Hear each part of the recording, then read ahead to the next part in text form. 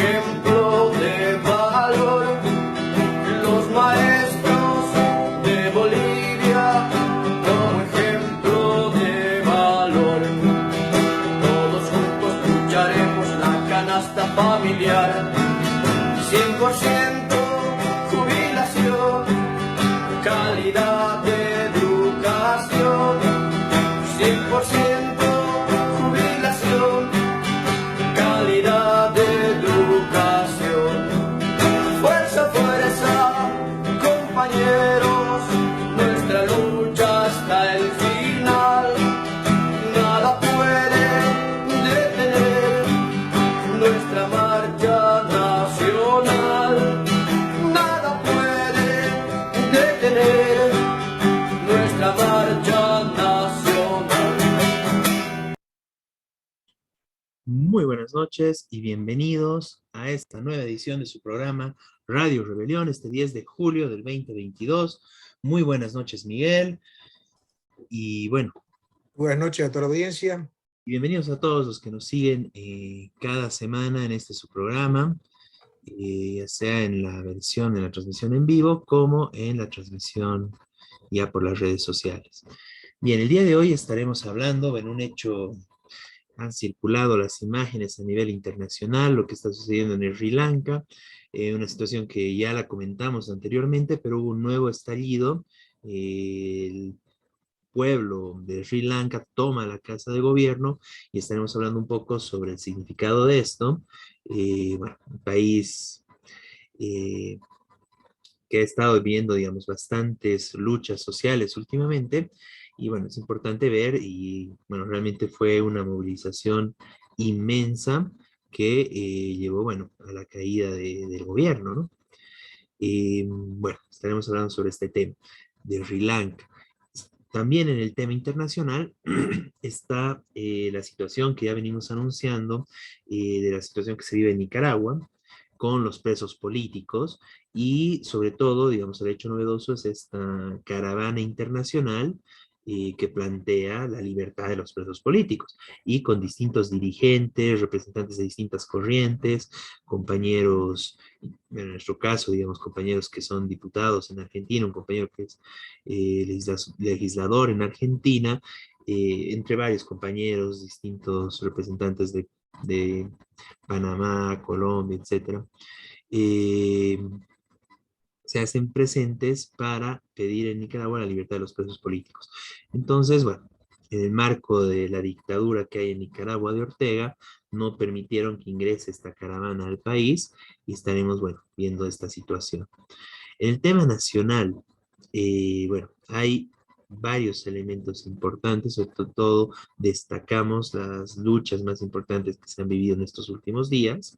Tenemos una gran movilización en el sector de salud, centralmente de las enfermeras y otros sectores de trabajadores en salud que estaban exigiendo un salario justo y hubo una gran marcha de TEAS nacional hace unos días, donde estuvimos presentes y bueno, estaremos conversando sobre este tema, la movilización y la importancia de esta lucha del sector salud, en particular, bueno, la vanguardia de esta lucha por el salario justo, por la nivelación salarial de las enfermeras, ¿no? Luego está el tema de los jubilados, ya estuvimos cubriendo este tema en anteriores programas, cómo el gobierno negó las demandas de los jubilados por una renta digna, por una jubilación acorde a las necesidades, que por lo menos cumplan los mínimos elementos, y como el gobierno les dice que no, ¿no? Que no. O sea, por un lado es que hay gran bonanza económica, pero para este caso, para darles a los jubilados, no hay dinero, dice el gobierno, ¿no? Entonces, bueno, esta es una lucha que bueno, obviamente no terminó y estaremos hablando con un compañero sobre esta situación, ¿no? Y luego tenemos toda la lucha también que hubo esta semana, y bueno, un poco más antes, de los compañeros gremiales que, bueno, comenzaron una serie de medidas de movilización que obligaron a que el gobierno anule un decreto ley que estaba lanzando, que en general el centro era una penalización, un ataque contra los sectores más pobres de los mismos gremiales, ¿no? Entonces, bueno, Es una lucha importante que logró que el gobierno retroceda en este aspecto. Como verán, es un programa muy interesante con temas muy importantes y bueno, arrancamos de esta forma esta edición de Radio Rebelión del 10 de julio y nos vamos directamente al tema internacional, ¿no? Entonces vamos a comenzar con un video para contextualizar la situación de Sri Lanka, un video de una cadena internacional, para poder ver, digamos, las imágenes, la magnitud de la movilización, y luego estaremos comentando sobre este hecho. Entonces vamos con este video.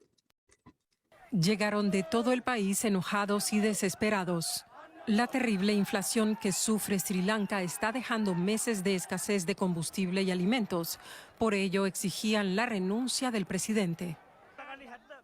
Si no sabes gobernar, vete del país. Tenemos hijos. Por eso hemos dejado nuestros trabajos para venir aquí y apoyar esta causa. Amamos nuestro país y a nuestros hijos y estamos sufriendo. Las fuerzas de seguridad intentaban contener a la multitud, pero los manifestantes simplemente eran demasiados. Así, miles de personas terminaron asaltando el Palacio Presidencial, como se veían en las retransmisiones en las redes sociales. Mientras los policías se mantenían al margen y observaban, algunos escalaban los muros del edificio. Una vez dentro, comenzaron a explorar el palacio haciéndose selfies en las majestuosas habitaciones. Otros decidieron darse un chapuzón en la piscina mientras otros los vitoreaban. Todo el país está bajo presión. Por eso vinimos aquí. Al ver todos los lujos de esta mansión, te das cuenta de que nuestros gobernantes no tienen tiempo para trabajar por el país. Se están malgastando los recursos nacionales con lugares como este. Una crisis económica sin precedentes ha sometido a los 22 millones de habitantes de Sri Lanka a meses de penurias, lo que ha generado un profundo descontento. Los detractores del presidente lo acusan a él y a su familia de corrupción. Su primer ministro, que asumió el cargo hace menos de 2 meses, publicó un tuit anunciando su renuncia por el bien de la seguridad de todos los ciudadanos. En la noche, los manifestantes también irrumpían en su residencia privada en Colombo y la prendían fuego.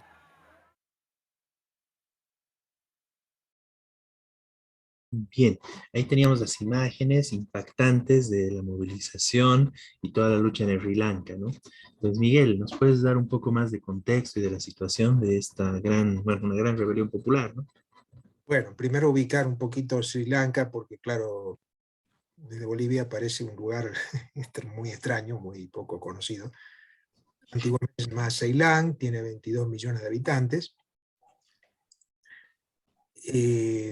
La mayoría vivían de la producción agrícola, importan coco y otros productos, arroz y otros productos agrícolas, pero en los últimos 25 o 30 años empezaron a, como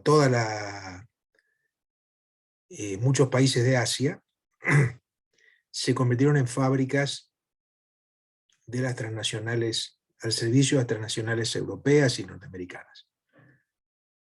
Sri Lanka se especializó en corpiños, y esto no es un chiste, digamos, le dicen la fábrica mundial de corpiños. Hay 350.000 obreros textiles.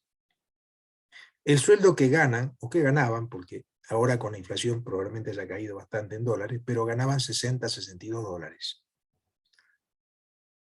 Para proveer, como dice el dicho, de corpiños al mundo, grandes transnacionales, incluso marcas de lujo, que venden eso en Europa a precios que parecen absurdos comparados con lo que cobran un obrero en Sri Lanka. Bueno, esto en relación a los trabajadores, pero por supuesto la economía de Sri Lanka, que en primer lugar se supone que avanzó por esta dedicación a exportar textiles, pero ahora entró en crisis total, en parte por la pandemia, en parte por la guerra de Ucrania, encareció los alimentos. Bueno, una serie de factores, vendió menos textiles, y las ganancias de esos se van del país, como pasa en todos los países semicoloniales. Las ganancias de las grandes empresas se las llevan para afuera. Esto ocasionó que hace ya unos meses el país se quedó sin fondos, sin nada de plata en sus de divisas internacionales, dejó de importar muchas cosas que necesita, por ejemplo combustibles, dejó de importar, no tiene medicamentos, no tiene combustible, faltan alimentos, de muchos tipos de alimentos, a pesar de que produce alimentos, pero también faltan otros. Se corta la luz, al extremo de que dijeron, bueno, vamos a dar combustible nada más que a las cuestiones esenciales. ¿Cuáles son las cuestiones esenciales? El ejército, la policía, en algunos casos, porque parece que también faltó combustible para las ambulancias, y punto. Cortó las clases, dejó de haber clases porque los niños no podían ir a las escuelas, no se podían llevar. Bueno, un caos económico y una inflación muy alta, del 50-60%. Esto ocasionó que empezaran grandes movilizaciones convocadas por los sindicatos desde el 31 de marzo. Podríamos decir que hace 3 meses que Sri Lanka, más de 3 meses, están casi en huelga permanente. Hay movilizaciones todos los días, el gobierno les reprimió duramente, movilizó incluso paramilitares, grupos armados de ultraderecha que atacaron centenares de tipos, movilizaciones, pero nada pudo frenarlas. Al contrario, fueron cada vez más creciendo. Ya hace 2 meses obligaron a renunciar al primer ministro, que era el hermano del presidente. Hubo otro primer ministro, y esto culminó, digamos, por ahora, porque seguramente esto va a seguir, con una insurrección que tomó la casa de gobierno, que es lo que veíamos en el video, que quemó la casa del primer ministro. El primer ministro y el presidente salieron corriendo, el presidente un día antes, fue previsor, digamos, y el primer ministro también. Se dice que están escondidos en bases militares, el primer ministro ya anunció su renuncia, como dice el video, y el presidente también dice que renuncia, pero que va a esperar unos días porque tiene que reunir el parlamento. Bueno, están en eso. De hecho, hay un vacío de poder, como se dice acá en relación al 2019, tremendo. Los manifestantes ocupando la casa de gobierno dicen que no se van a ir hasta que no se vaya el presidente, que aparentemente ya se fue, pero igual siguen ocupando la casa. Están hablando algunos dirigentes, aunque no hay una dirección centralizada aparentemente de la movilización. Bueno, son evidentes varias cosas, ¿no? En primer lugar, lo que pasa con los países independientes, semicoloniales, cuya producción, por más que por momentos parezca que prospera, termina siempre en el bolsillo de las transnacionales, de una manera o de otra. Que es lo que pasa también con Bolivia, obviamente, y con Argentina ahora, que está cerca de llegar a una cosa parecida a Sri Lanka. Entonces, esto es lo que está pasando, digamos, ¿no? Es claro, el caso más agudo del mundo, un país que no puede importar alimentos, que no puede importar combustible, que se le para, que no puede nada, no puede vender combustible en la calle. Evidentemente es una crisis ya al punto extremo. Bueno, ¿cuál es la salida a esto? Según el presidente, bueno, y otros políticos han dicho que tiene que reunir el Parlamento, que va a pasar unos días, que tiene que acordar formar otro gobierno. Bueno, obviamente acá es un proceso revolucionario.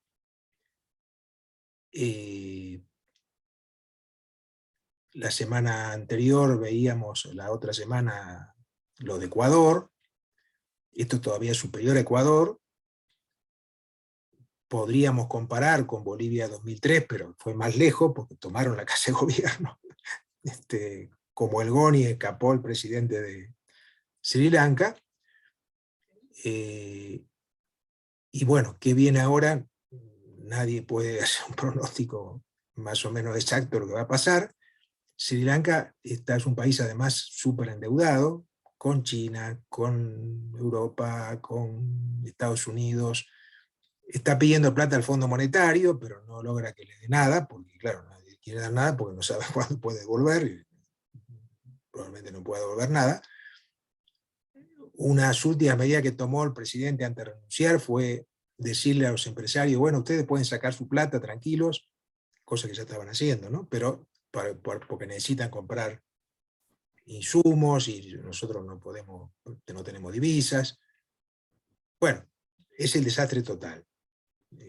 Otra de las medidas fue, por ejemplo, decir a los empleados públicos que pueden tomarse una licencia de 5 años sin goce de sueldo, 5 años sin goce de sueldo, si quieren irse al exterior. Como diciendo, váyanse por acá, no les vamos a dar. Bueno, en estos meses y antes, durante la pandemia, hubo trabajadores que fueron suspendidos, como pasó también en Bolivia, ¿no? Pero allá fue más masivo, por meses sin que le pagaran el sueldo. Bueno, en fin, es un desastre total. Obviamente, desde nuestro punto de vista, una salida progresiva a esto sería que los sindicatos que están convocando a la lucha tomen el poder, que están ocupando la casa de gobierno ya, que asuman el poder. Pero bueno, esto hay que ver allá cuál desarrollo. No hay una dirección política revolucionaria con peso como para eso. Veremos, seguramente están discutiendo los mismos sindicatos a ver qué hacen ahora, porque no hay ninguna garantía que los viejos políticos reencaucen al país en beneficio de la gente, aunque haya renunciado el presidente, que es el primer objetivo, ¿no? Es decir, si comparamos, como decía, con Bolivia 2003, hay muchas analogías, ¿no es cierto? También en Bolivia 2003 estaba planteado esa posibilidad de una toma del poder por los trabajadores y lamentablemente no se hizo, y bueno, se lo dieron a mesa, ¿no? Que fuera continuidad de alguna manera, aunque tuvo que hacer algunos cambios, claro. Bueno, Sri Lanka está la situación abierta. Lo interesante, importante además, es la proyección mundial. No es un país, digamos, de los más importantes, tiene 22 millones de habitantes, es una isla pequeña, una superficie de 65.000 cuadrados, es decir, creo que más chico que cualquier otro departamento de Bolivia. Pero un poco es un indicio, una muestra, como lo fue Ecuador, de la situación que están viviendo muchísimos países, que se están acercando muchísimos países del mundo. No quiere decir que todos tengan esa situación. Como dije recién, Argentina es también un ejemplo de lo que puede pasar, que por lo que está pasando ahora, que no nos vamos, en este programa no vamos a profundizar en eso, pero también es una crisis muy profunda. Y bueno, y así otros países, ¿no es cierto? Bueno, esto sobre Sri Lanka, es decir, evidentemente la situación abierta, veremos los próximos días qué es lo que ocurre. No, muy importante, digamos, toda esta información sobre, bueno, Sri Lanka, como dices, digamos, queda lejos, pero en realidad, ¿no? Está circulando, las imágenes realmente fueron impactantes, todo lo que vimos, no sé, me parece que se puede hablar de unos cientos de miles de personas, si no llegaban a 1 millón o más, que tomaron la casa de gobierno, ¿no? Eso es muy impactante, las personas, bueno, se adueñaron de la situación en general en las calles, ¿no? Y bueno, eso es realmente un ejemplo para tomar a nivel internacional, ¿no? Y es importante también toda esta situación y entender bien qué tipo de gobierno viene Sri Lanka y bueno, cuál es la situación en general, ¿no? pobreza, escasez, el tema de la suba del gas, ¿no? De petróleo, de la gasolina, ¿no? Y toda esta situación es realmente, digamos, un Estado, un gobierno que aplicaba, digamos, políticas neoliberales muy fuertes, parecido, digamos, a lo que vimos acá con GON y todo eso, y que, bueno, el gobierno siguió y siguió hasta que la gente se cansó, ¿no? La gente se cansó y bueno, aquí vemos que lo echaron abajo al gobierno, ¿no? Sin embargo, bueno, ahí están viendo cómo mantener las cosas, cómo lo que vivimos acá, ¿no? Una asociación constitucional, ¿no? Pero, digamos, eso es muy importante, ¿no? Porque si vienen políticas antipopulares de parte de los respectivos gobiernos, ese es el camino, ¿no? O sea, las calles, la movilización y justamente, ¿no? La unidad de todo el pueblo trabajador en pos de un objetivo de no permitir que siga habiendo este tipo de atropellos, ¿no? Y de una u otra forma, igual en muchos países del mundo se está viviendo eso, ¿no? Todo el tema con Argentina, con la inflación, toda América Latina prácticamente con la inflación, acá también que estamos comenzando a ver cada vez más y más abusos, bueno, es un referente, es una imagen, es una idea que tiene que estar ahí presente, ¿no? De que el pueblo trabajador puede echar abajo a los gobiernos, ¿no? Que aplica medidas en contra de ellos. Bien, seguimos con el tema internacional.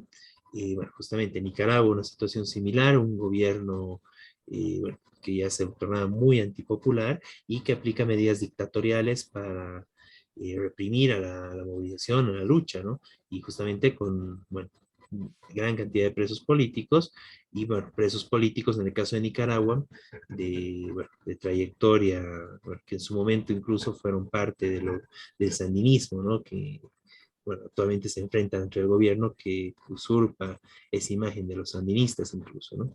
Y que no, y bueno, reprime incluso a sus viejos compañeros, ¿no? Y bueno, esta caravana de solidaridad internacional exigiendo la libertad de los presos políticos, ¿no? Entonces tenemos un video sobre este tema, sobre los compañeros que bueno, están presentes ahí en la frontera de Nicaragua y bueno, tratando de ingresar a Nicaragua para hacer esta exigencia, ¿no? Entonces vamos con el video. Tenemos información de último momento, nos encontramos acá los periodistas independientes que estamos acá en el exilio y hemos dado acompañamiento a la Comisión Internacional de Diputados, Activistas y Líderes de partidos socialistas y de izquierda quienes han llegado hasta este punto de la frontera de Costa Rica. Estamos a 600 metros exactamente de la frontera. Son 9 personas, ¿verdad? ¿Se tengo entendido? Somos 9 personas. ¿Qué significa para usted desplegar más de 300 efectivos militares para 9 personas de ustedes? Está claro que el régimen dictatorial de Ortega y Murillo primero está confirmando lo que nosotros, junto a miles de exiliados nicaragüenses en Costa Rica y en el resto del mundo, venimos denunciando, que es que en Nicaragua se están violando los derechos humanos.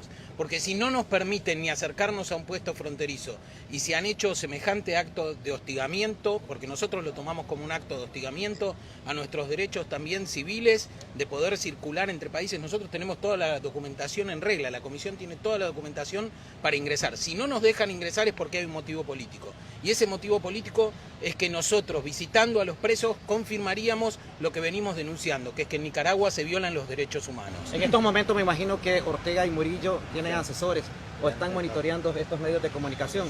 ¿Qué le dirían a Ortega y a Rosario Murillo? Porque nosotros lo primero que reclamamos es la libertad de todas las personas privadas de su libertad, de todas las detenidas, de todos los detenidos, y reclamamos inmediatamente que se garanticen las condiciones de salud, porque sabemos que en las condiciones de encierro que están más de 190 compañeros y compañeras, se están violando sus derechos más básicos, al aseo, al acceder a medicamentos que son necesarios, a poder tener lo que todo detenido o detenida en cualquier lugar del mundo tiene que tener. Pero lo primero que exigimos es la libertad de todos los presos y de todas las presas en Nicaragua. Cuando hablan de temor que les han expresado las autoridades costarricenses, ¿a qué temor se expresan?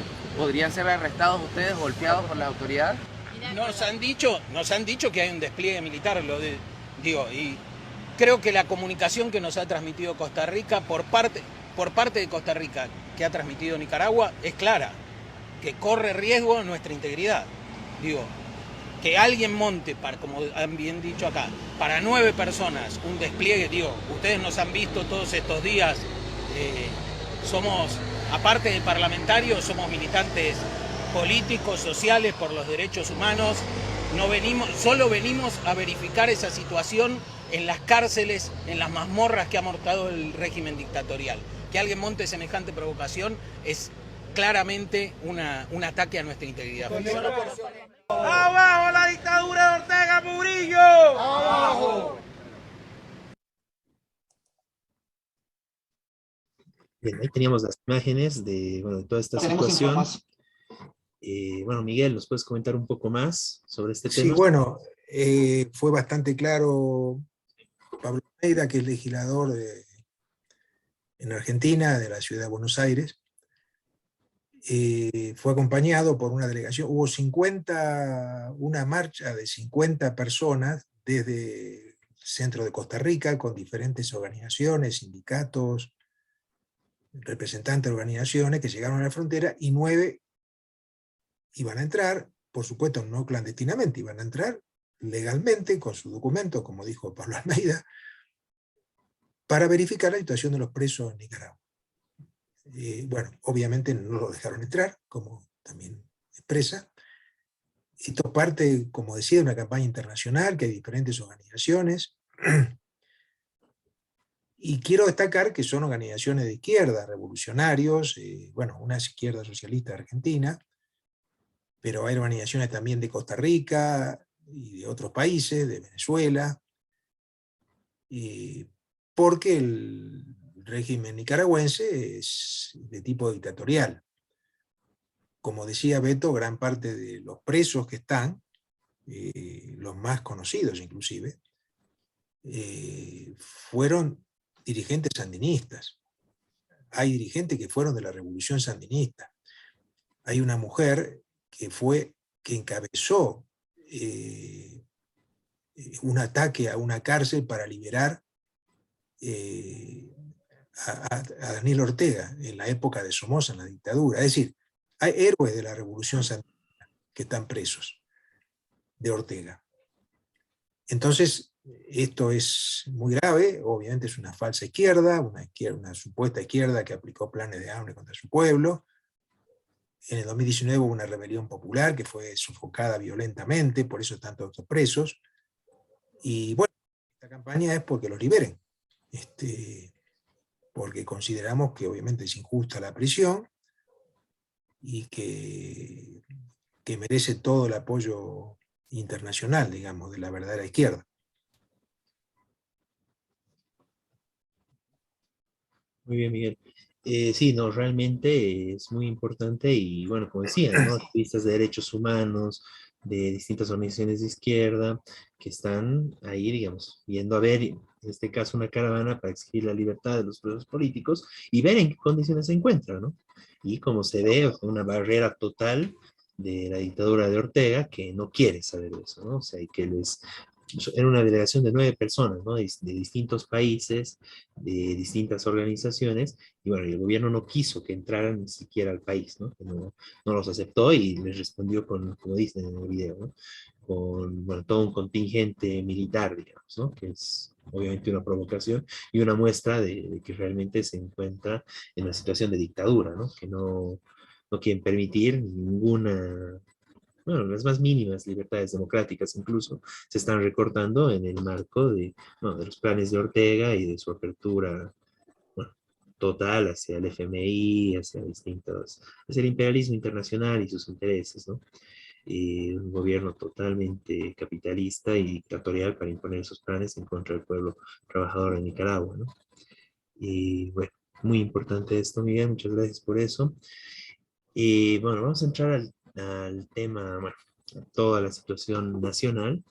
Entonces, para esto tenemos, empezar una invitada, la compañera María Dolores Póveda. Buenas noches, compañera, bienvenida. Buenas noches, Beto, buenas noches, Miguel, y gracias por la invitación.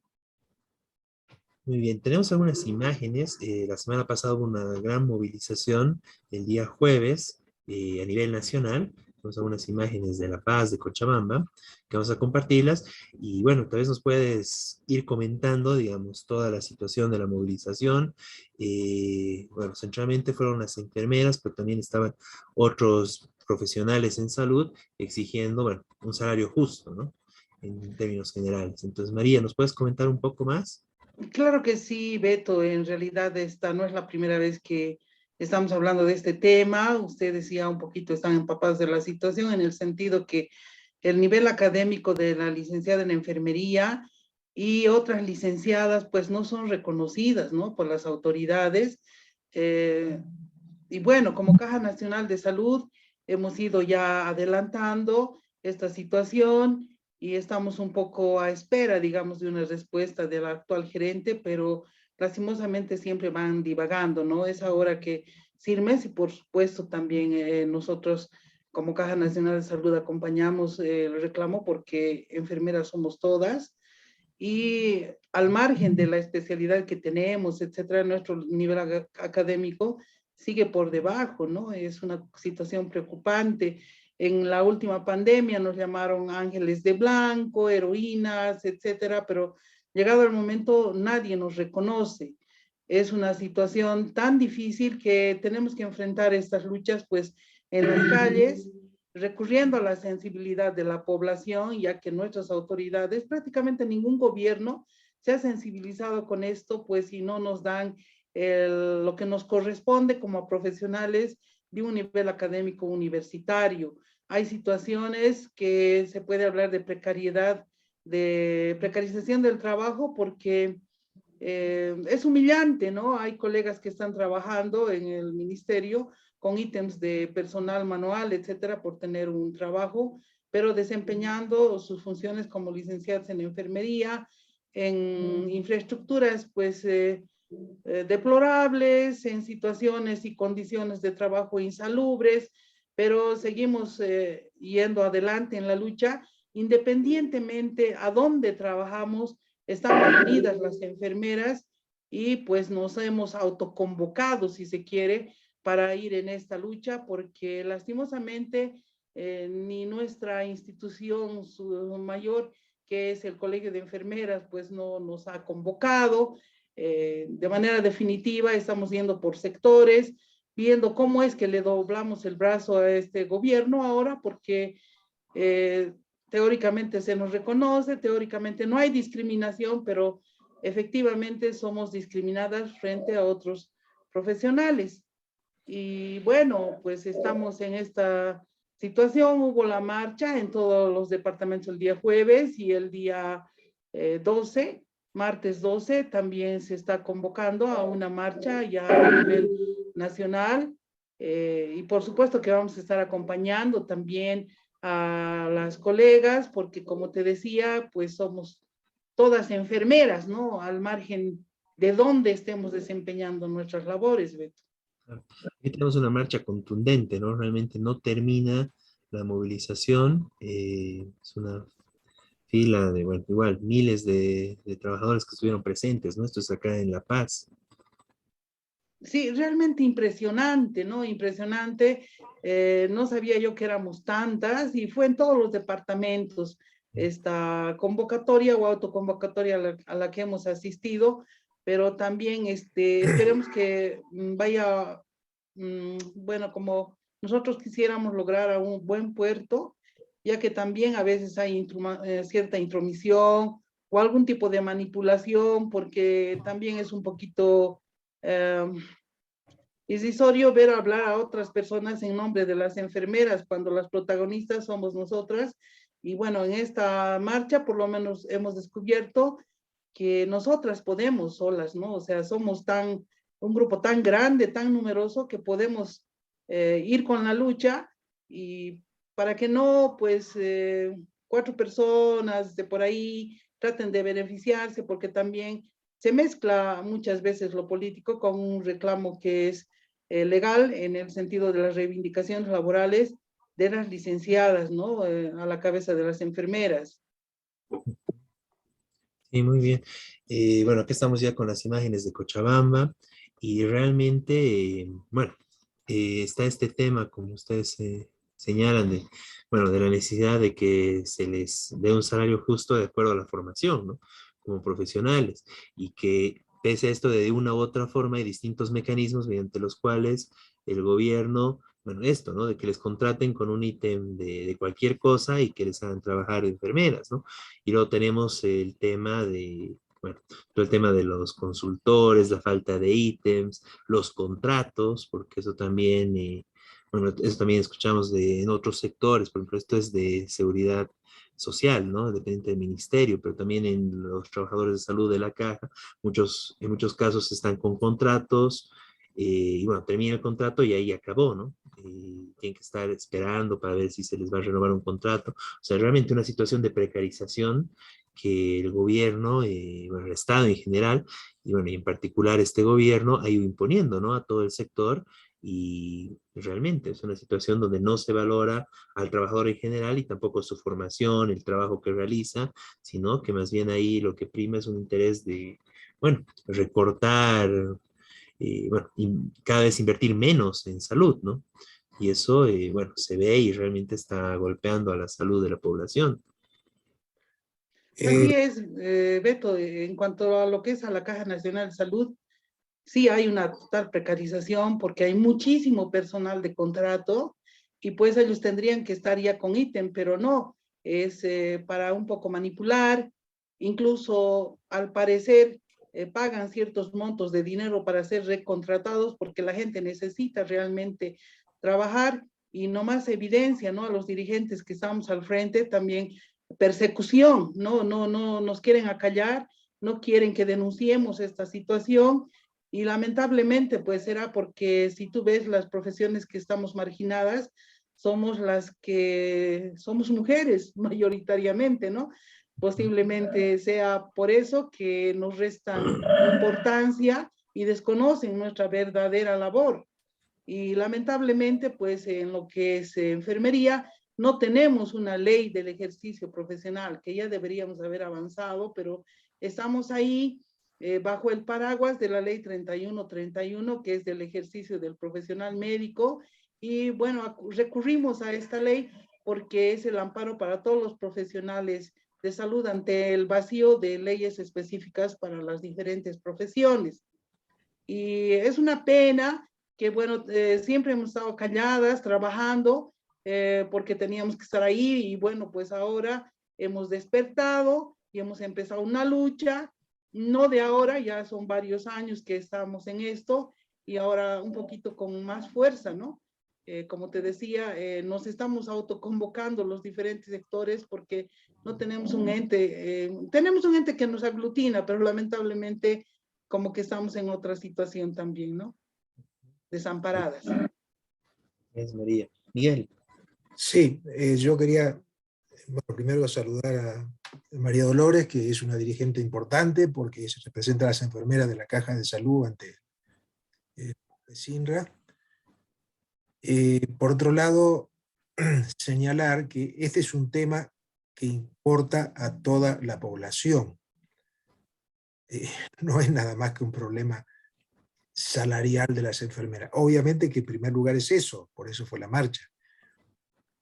Pero el otro día, cuando entrevistamos a Norma Mamani, que es trabajadora de salud pública del Hospital Materno Infantil de Cochabamba, ella nos contaba de qué significa el trabajo para muchas enfermeras. Ella, por ejemplo, tiene a cargo, generalmente, 45 mujeres madres, 45, más los 45 bebés. Ella y un auxiliar, cuando la norma internacional dice que una enfermera puede atender hasta 5 pacientes. Obviamente no puede haber una buena atención de calidad y calidez, como se dice, cuando tenés que ver a 45 personas. Es imposible estar pendiente de 45 personas a la vez. No quiero decir que todas las enfermeras tienen la misma situación, pero en general hay una precarización laboral muy aguda. Y las enfermeras son, digamos, la línea del frente en la lucha contra la pandemia, en la lucha por la salud. son las que en el momento peor de la pandemia eran las que tenían que estar al lado del paciente. Bueno, entonces es una lucha que interesa a toda la población. La semana pasada, Eliseo nos comentaba de la resolución de los trabajadores maestros rurales, que decían que se van a desafiliar de la caja de salud a la atención. Eliseo nos decía, ahora nos podrá explicar, que era para él erróneo eso. Pero obviamente hay un problema con la atención, pero no es culpa, por supuesto, de las enfermeras, sino es un problema mucho mayor de todo el personal de salud, pero en primer lugar de las enfermeras, que no pueden atender eficazmente, digamos, porque faltan ítems, porque falta personal, porque entonces eso es una situación muy grave, que vive la caja de salud, que vive, por supuesto, salud pública igual, y entonces, insisto, es una lucha que interesa a toda la población. Así es, Miguel, tú lo has dicho todo, ¿no? En realidad, en resumen, porque atendemos una cantidad considerable de pacientes sin tomar en cuenta los estándares que deberían respetarse para el cuidado de los mismos. Entonces, con tanto trabajo, agotadas ya, muchas veces no siempre le sonreímos o le tratamos de lo mejor como tendría que ser a nuestros pacientes, porque de paso está de por medio el no incurrir en ningún error, porque la negligencia médica también, pues, cuántas veces vemos en la prensa que una enfermera colocó un inyectable y ya a la cárcel, ¿no? Entonces tenemos que estar con los 5 sentidos, además del trabajo que nos queda en la casa. La mayoría de los sectores de profesionales son madres de familia, tienen hijos, etcétera. Y sí, realmente es una situación a considerar cuando el trabajo se nos hace tan difícil, con una carga laboral tan grande y con la responsabilidad profesional también que no se toma en cuenta. Y en el COVID, pues hemos estado las 24 horas, ¿quién? Enfermería, al lado del paciente, 7/24 podríamos decir, 24 horas los 7 días, porque no podemos abandonarlos. Y muchos nos han agradecido, ¿no? Es momentos difíciles, porque en nuestras manos, pues, nacen vidas, vemos nacer niños, pero también a nuestros pacientes los tenemos que despedir cuando llega el punto culminante de lo que es la vida misma, ¿no? Son momentos que nos laceran como a seres humanos, pero también trabajamos en esas condiciones que no sensibiliza, como decía hace un momento, a las autoridades, pero sí a nuestro pueblo. Yo sé que nuestro pueblo está con nosotros y también muchos asegurados reconocen que esta situación es así. Evidentemente se enojan cuando no hay medicamentos, cuando no hay una u otra situación, pero trabajamos con lo que nos dan en las instituciones, ¿no? Muchas veces el mismo material no es de lo mejor, y en el tema de la bioseguridad también tenemos que a veces adquirir nuestros propios elementos de trabajo, si también queremos protegernos, porque ustedes saben que en muchos casos también hemos llevado la enfermedad a la casa y se nos han muerto familiares, también colegas, ¿no? Ha sido una situación muy difícil, que no hemos salido todavía, estamos atravesando la 5ª ola, tal vez no tan grave, y en estas condiciones pues tenemos que estar en las calles reclamando al gobierno se haga justicia. No sé si realmente lograremos, pero hemos decidido emprender esta lucha y seguramente va a ser hasta el final, y esperamos que siempre la población nos acompañe como lo ha hecho hasta ahora.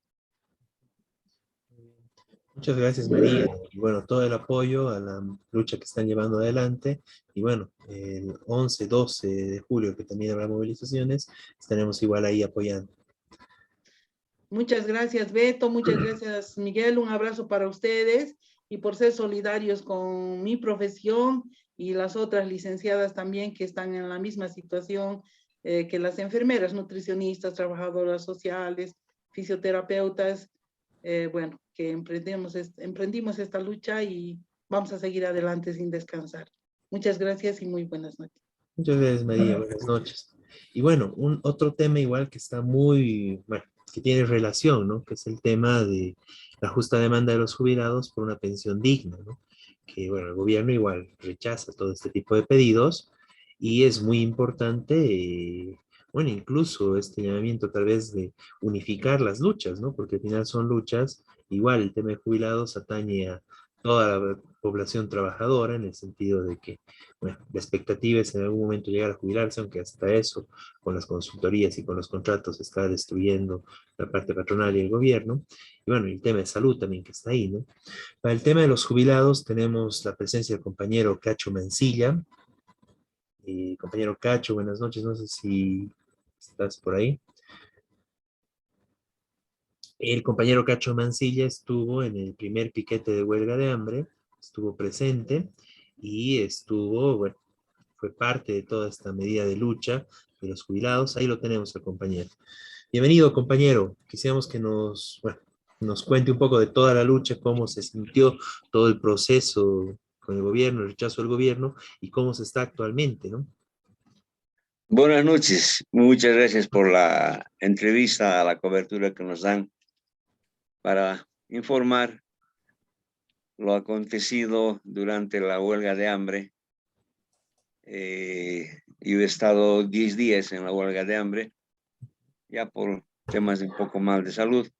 Hemos tenido que salir evacuados, pero sin embargo han habido otros compañeros que han quedado, que posteriormente han ido también tomando la misma actitud por ya el deterioro de la salud, tomando en cuenta que ya vamos unos más que otros en edad. Pero sin embargo, después de la reunión que habíamos tenido con el gobierno, una vez concluido el cuarto intermedio, en la misma reunión estuvo la viceministra. Ese día nos atendió el ministro por vía Zoom porque él se encontraba delicado de salud, pero no variaba en nada la presencia física o por Zoom a las respuestas que ya tenían ellos bastante empaquetados, ¿no? Entonces, ellos nos dicen directamente de que no hay ningún tipo de incentivo adicional para nosotros, porque un poco se ha estado tergiversando días antes la viceministra en canales de televisión, como la señora Patricia Mirabal, que es técnica lo hacía también en el canal oficialista, indicando de que a nosotros ya nos habían dado un incremento de un 9.4, que ese número siempre lo están manejando para hacer creer a la gente de que nos han dado un incremento del 9%. Pues no es así. Lo que pasa es que el ministro y ellos han ido sumando todos los años que nos han ido dando de acuerdo a los resultados de la UFB.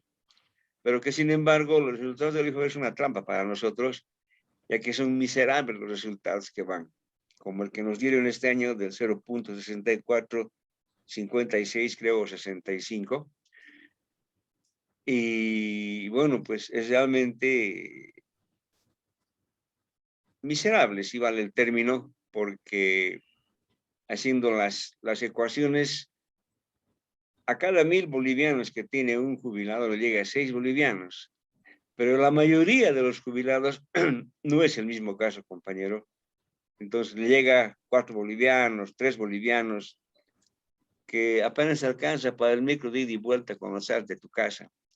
Es por esa razón que habíamos nosotros planteado el ajuste adicional, tomando en cuenta el parámetro del incremento que hicieron a la Central Obrera Boliviana, ya que ese parámetro lo tomamos todos los años. ¿Por qué? Porque el gobierno incrementa a los jubilados del sistema de reparto casi en la misma proporción que les da a los de la Central Obrera, o sea, a los activos en este caso. Entonces, en ningún momento nosotros hemos planteado un incremento del 3%, y peor hablar de incremento. En la historia del trabajador boliviano jamás ha habido un incremento salarial, siempre ha habido una reposición salarial. Nunca se le ha dado al trabajador un incremento salarial. Eso lo hemos aclarado al señor ministro, porque él nos dijo de que les han dado a los del Central porque hace 2 años no tienen ningún incremento. Y por lo tanto no es ningún incremento, es una reposición. Entonces le dijimos que de la misma manera como el bolsillo de los activos de la Central Obrera no alcanza para el diario vivir, peor para los jubilados. Por lo tanto, queremos el mismo trato de una reposición a nuestras rentas bajas. Eso fue lo que hemos planteado. Entonces, en una primera instancia, hubo un cuasi acuerdo de que nos darían algún porcentaje. No habíamos quedado en absoluto de que cuánto nos iban a dar. Pero sin embargo, a la conclusión del cuarto intermedio, como nos indicaba, nos aparecen que absolutamente no hay nada. No hay nada. Por esa razón de que habíamos hecho la reunión con los piquetes de huelga, fuimos a visitarlos. Entonces, quienes determinaron continuar con la huelga de hambre. Es en ese sentido, entonces, que se tomó contacto con todas las organizaciones a nivel del país, quienes manifestaron su compromiso de llegar a la paz para hacer una movilización, hacer las sábanas humanas, hacer unos mítines violentos, pero lamentablemente, compañeros, debo decirles la verdad. No ha habido una buena respuesta de los compañeros del interior. Ahora, también tenemos que tomar en cuenta, compañeros, de que los jubilados de esta generación de las AFPs, dadas sus bajas rentas que tienen, nos están obligados a conseguir otros medios de financiamiento. Unos trabajan independientemente haciendo cualquier laburo, otros tienen sus negocios. Entonces eso impide, compañeros, a que tengamos que tener una movilización masiva.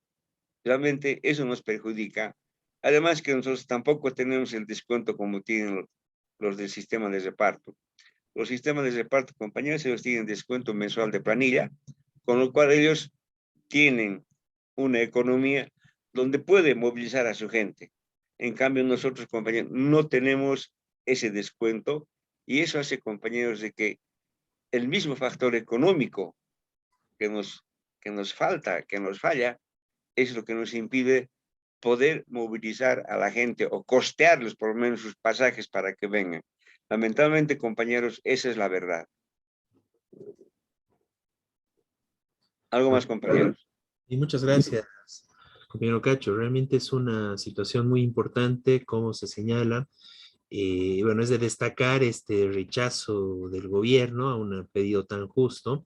Realmente es una miseria lo que está dando el gobierno y ni siquiera aumentó un poquito, ¿no? Se negó a aumentarles nada, pese a que dice de que realmente Bolivia está en una gran bonanza económica, estamos creciendo, y podemos encontrar en las páginas del ministerio, ¿no? Que ponen que a nivel mundial el mejor desarrollo Estados Unidos, China, Bolivia, ¿no? Comparándose con los grandes, y no hay un centavo para aumentar más a los jubilados, ¿no? Eso realmente es, bueno, es terrible esa situación. Y bueno, esto que dices, ¿no? Que además justamente la situación de precariedad con el sistema actual impide, o sea, dificulta las condiciones incluso de movilización, de organización de los jubilados, ¿no? Porque, claro, es cierto, con las jubilaciones tan bajas que hay hoy en día, las jubilaciones del neoliberalismo, que se mantiene hasta la fecha, todo el sistema de las AFPs, etcétera, y bueno, la gestora que continúa con el mismo sistema, claro, todos los jubilados tienen que ver, o la gran mayoría tienen que ver entonces qué hacer, ¿no? Para sobrevivir, ¿no? Porque con esa jubilación no alcanza. Y tienen que pensar, como tú dices, un negocio, alguna otra cuestión, ¿no? Y claro, es una movilización, bueno, bastante complicada que emprendieron los compañeros, pero esto no acaba acá, ¿no? De todas formas, es un tema y una lucha que se plantea no solo en este momento para los jubilados, sino que esta lucha es necesaria para todos los sectores activos que van a terminar jubilándose en determinado momento. Y además, no solo para el sector, porque ustedes también planteaban el tema de la renta dignidad, que no se ha modificado, digamos, por parte del gobierno, que también debería incrementarse, que afecta a todos, a los que tienen y no tienen jubilación, y bueno, de distintos sectores, ¿no? Entonces es importante hacer mayor conciencia sobre este tema, unificar a los sectores y que realmente se logre torcerle el brazo al gobierno, ¿no? Y lograr una victoria. Bueno, como en tantos otros temas, ¿no? También es importante ver el rol de la Central Obrera Boliviana alrededor de todo esto, ¿no? Que, bueno, dio un apoyo formal, pero no movilizó, porque ahí sí están las bases, ahí sí tienen todas las medidas y que realmente deberían movilizar, ¿no? Por un tema que bueno, afecta a todos, ¿no? Hay unos aspectos que aclarar, compañeros, que en la primera reunión que tuvimos, en el acta que tenemos, hay en el punto 3, donde indicamos de que reiniciar las conversaciones respecto a la 065. Entonces, lo que queremos, compañeros, no es revisar la 065, porque revisando no vamos a solucionar nada. Lo que debemos hacer, compañeros, es hacer una nueva ley de 065. En su momento, en esa reunión estaba Juan Carlos Guarachi, a quien le indicamos de que esta lucha, compañeros, no solamente atañe a los jubilados, más que toda esta lucha es para ellos. Ellos son los que se van a beneficiar mañana pasado con esta lucha. Porque cuando ellos lleguen a la jubilación, compañeros, lamentablemente en el estado que está, y el gobierno se va a hacer cargo de manejar las AFPs mediante las gestoras públicas, con un artículo que dice que las finanzas de las AFPs, de los trabajadores, de los jubilados, se convertirán en empresa estratégica. ¿Qué significa eso, compañeros? Que van a disponer de su libre albedrío de los dineros de las AFPs. Porque ¿qué es estratégica, compañeros? Estratégicas son las empresas que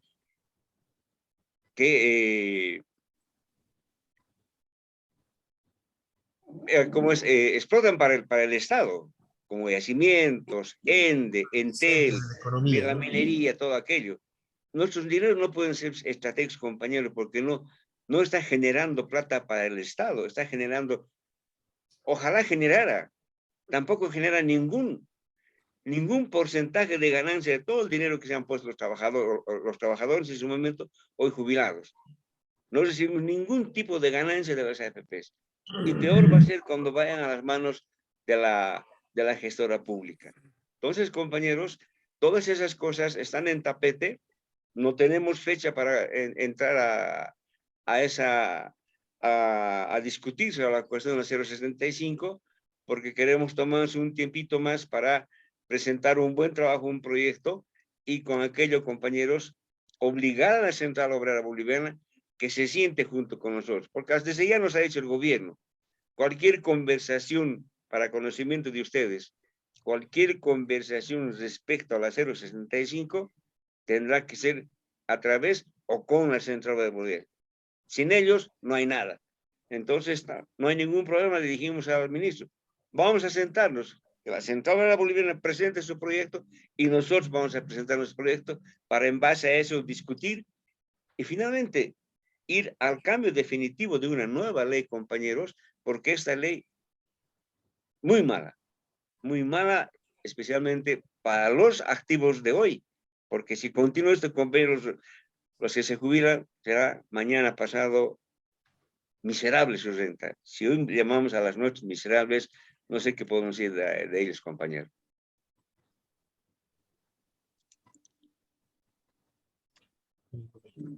¿Alguna otra pregunta, compañero? Miguel.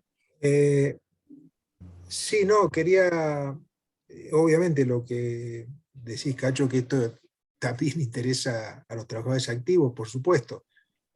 El otro día, precisamente hablando con enfermeras,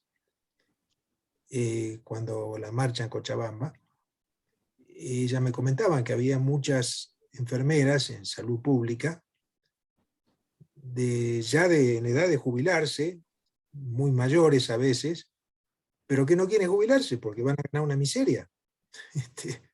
Entonces, bueno, prefieren seguir trabajando porque no quieren ganar 2.000 bolivianos.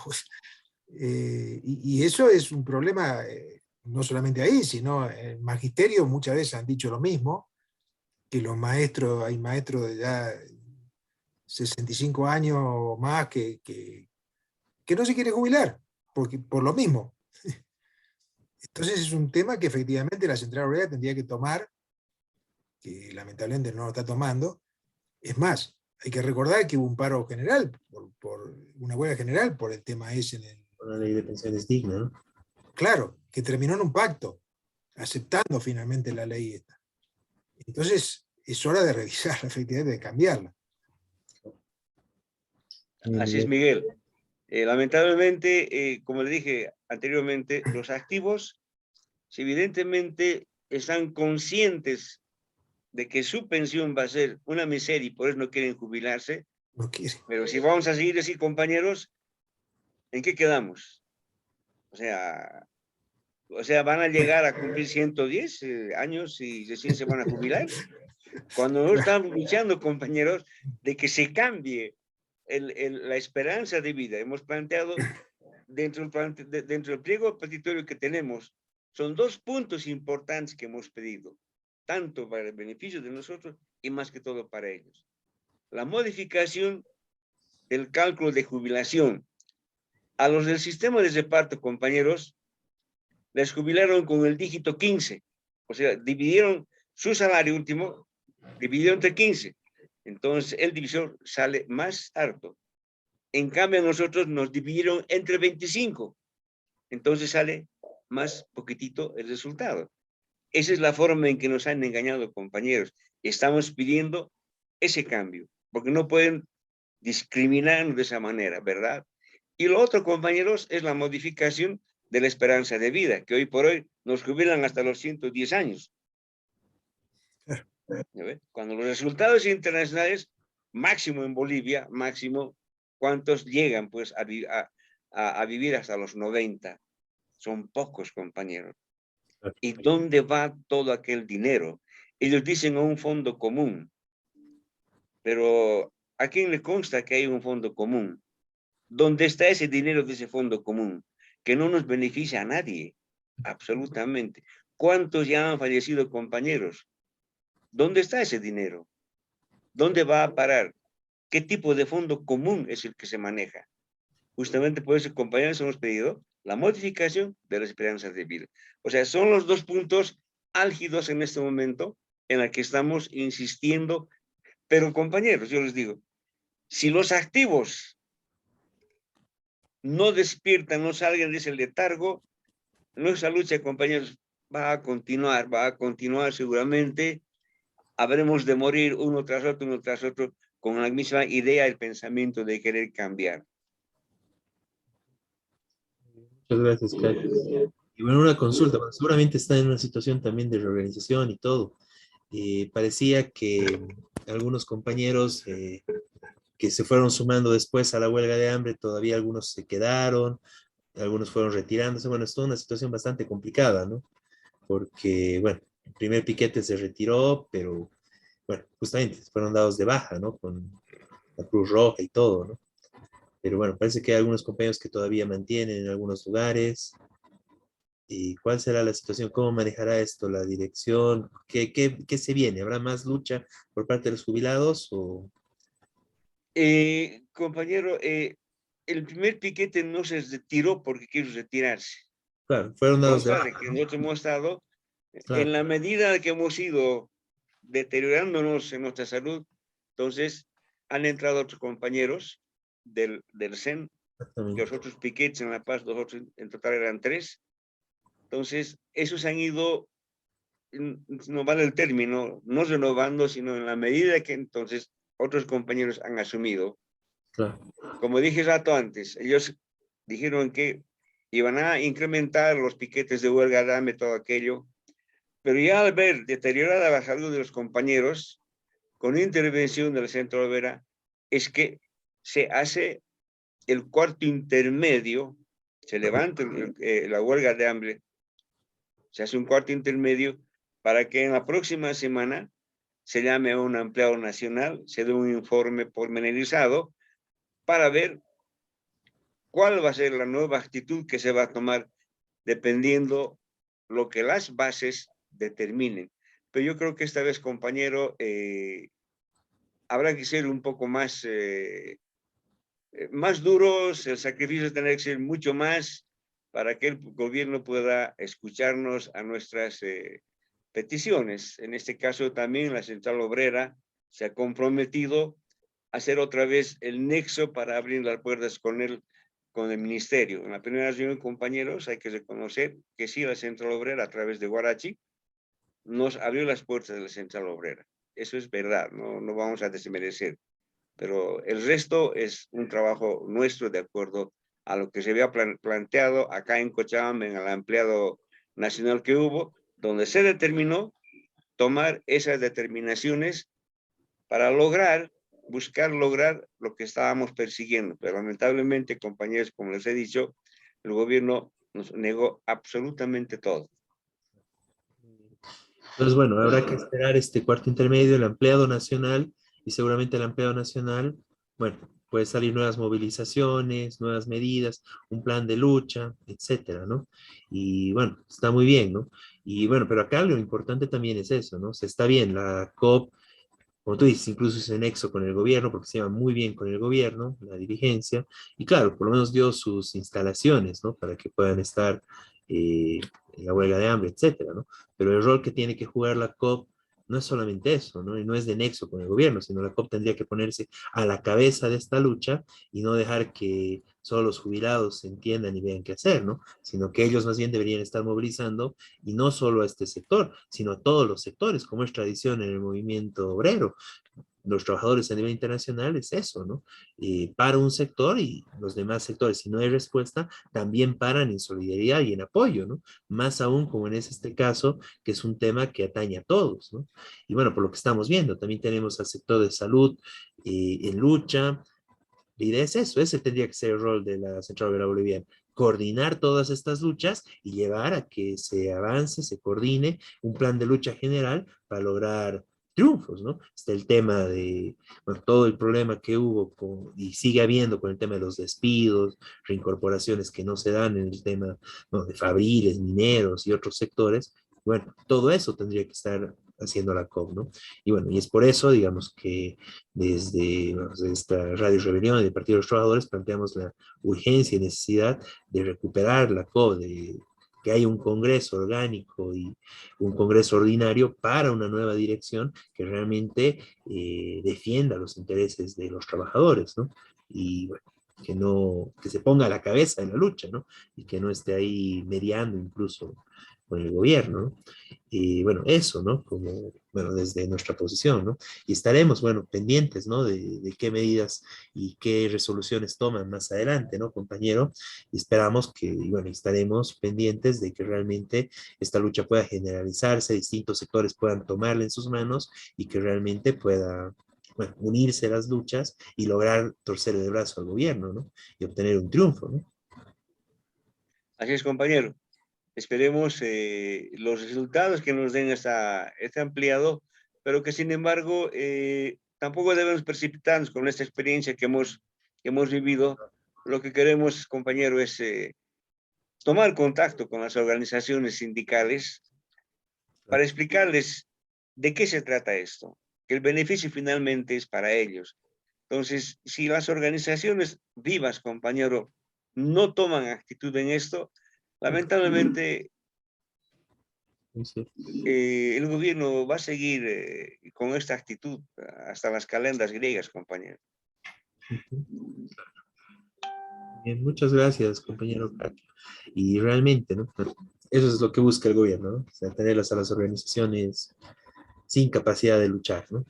Y bueno, contra eso tenemos que pelear, ¿no? Y concientizar y difundir todas las luchas y tratar de unirlas, ¿no? Bueno, muchas gracias por tenerlo acá. Sabemos que está igual todavía recuperándose de la huelga de hambre de tantos días. Así es. Y bueno, muchas gracias por su presencia, compañero. Y bueno, ya estaremos en otras ocasiones. Gracias a ustedes. Buenas noches. Buenas Buenas noches. noches. Gracias. Todo Gracias, bien. Miguel. Gracias, Homero. Bien. Continuamos. Bueno, vamos a ver otro conflicto, que es el tema de los gremiales, ¿no? Bueno, la pasada semana hubo movilizaciones muy importantes a nivel nacional de parte de, bueno, de todos los sectores, distintas federaciones de gremiales y también a nivel nacional en general, peleando contra una ley, un proyecto de ley que estaba planteando el gobierno, la ley 249, que, bueno, atentaba en general dándole mayores atribuciones y mayor poder a las aduanas, pero digamos un poder que iba directamente en contra de los gremiales, ¿no? En el sentido de que la aduana podía entrar y hacer decomisos directamente en las tiendas, incluso prácticamente en los mercados, en los puestos de los mercados, bueno, en todos los centros, ¿no? Algo que realmente se le daba muchos poderes, y bueno, conociendo la justicia y cómo se maneja todo este tema en el país, realmente era un atentado, ¿no? Porque podían haber todo tipo de abusos, y bueno, más allá de los abusos que estamos acostumbrados y que hay tanto problema que se conoce por el tema de las coimas, el tema de cómo funciona realmente la justicia a todo nivel, podía llevar justamente a ese tipo de situaciones, ¿no? Entonces, bueno, el gobierno ya retrocedió en esto. Sin embargo, algunos sectores gremiales incluso plantean que se vaya abajo toda la ley, pero bueno, por lo menos se retrocedió en este punto, que era el artículo 11, que le daba mayores atribuciones a la aduana, ¿no? Y bueno, en general todo esto es un ataque que el gobierno ya viene haciendo desde anteriores años contra el sector de los gremiales, ¿no? Claro, yo quería acotar una cosa que lo hablé con César González, que es dirigente.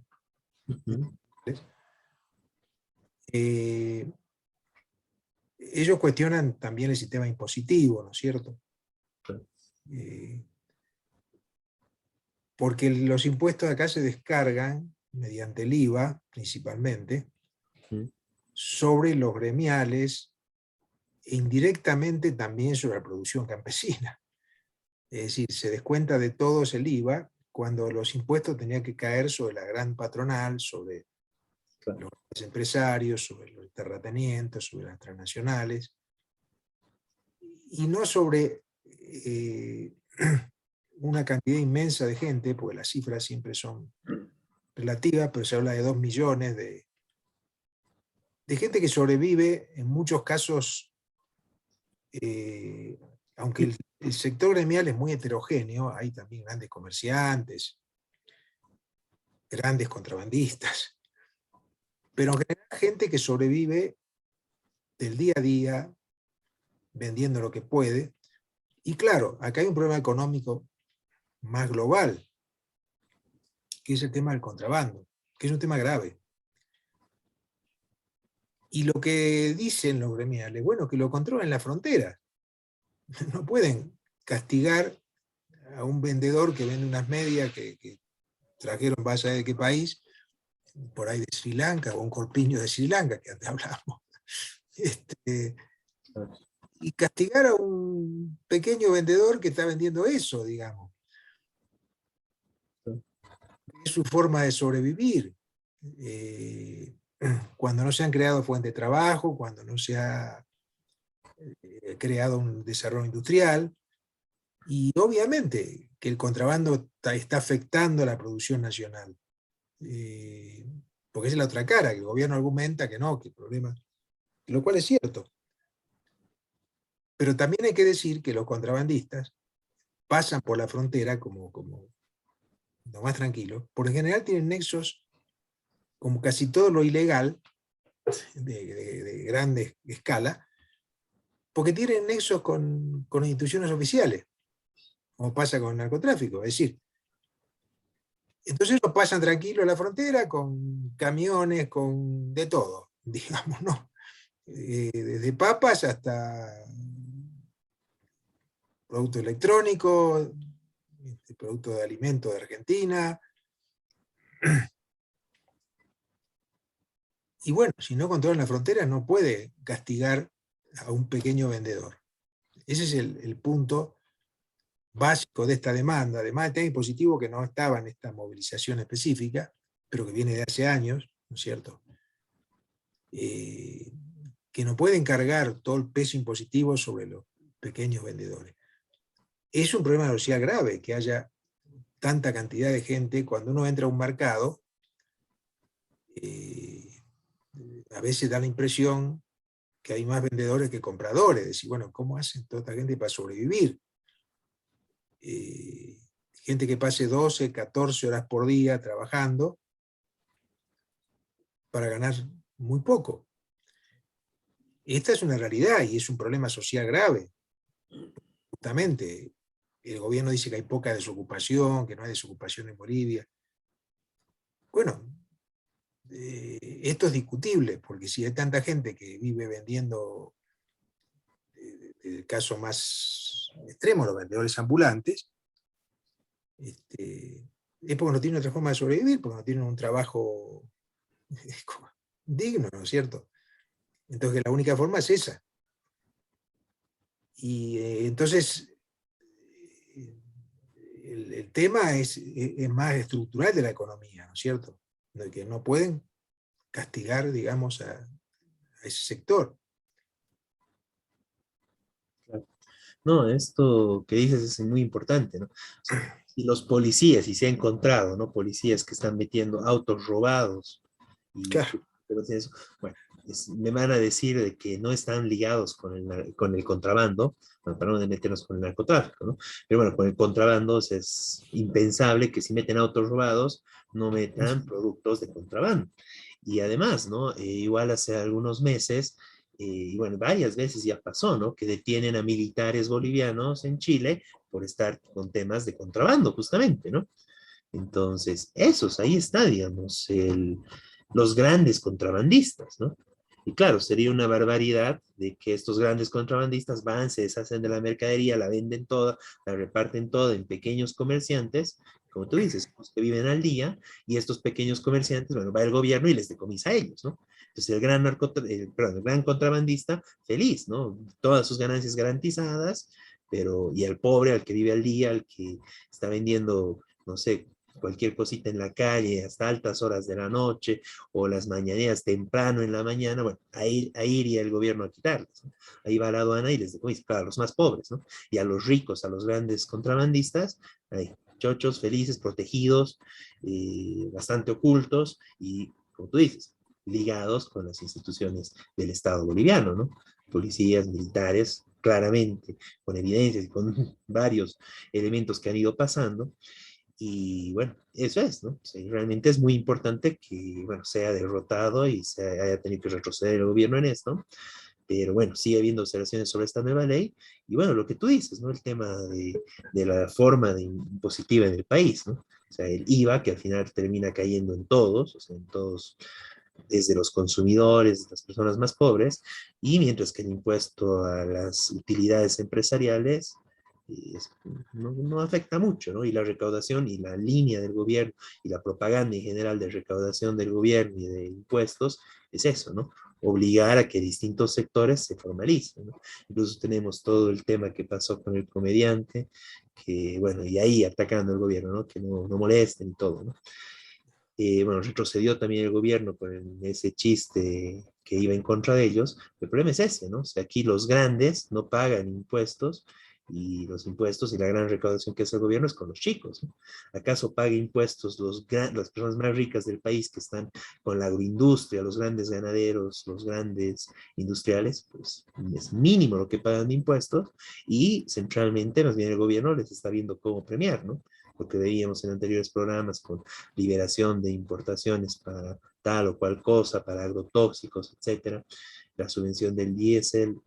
Bueno, los grandes no solo no pagan impuestos o pagan muy poco, sino que además el gobierno a los más ricos del país les da una serie de subvenciones, mientras que a los más pobres está viendo cómo quitarles hasta sus mercancías con las cuales viven del día a día, ¿no?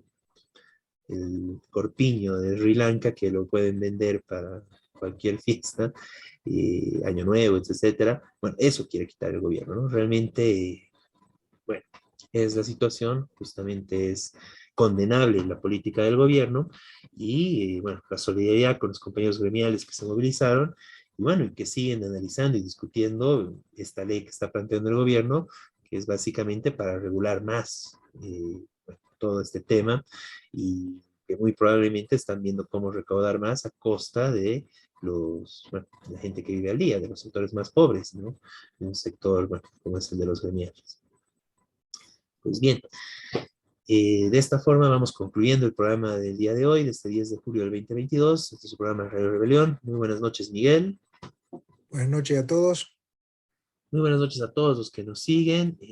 Muchas gracias a los compañeros que estuvieron en este programa, los invitados María Dolores, compañero Cacho Mancilla, y los esperamos la siguiente semana en este su programa, Radio Rebelión. Muy buenas noches a todos.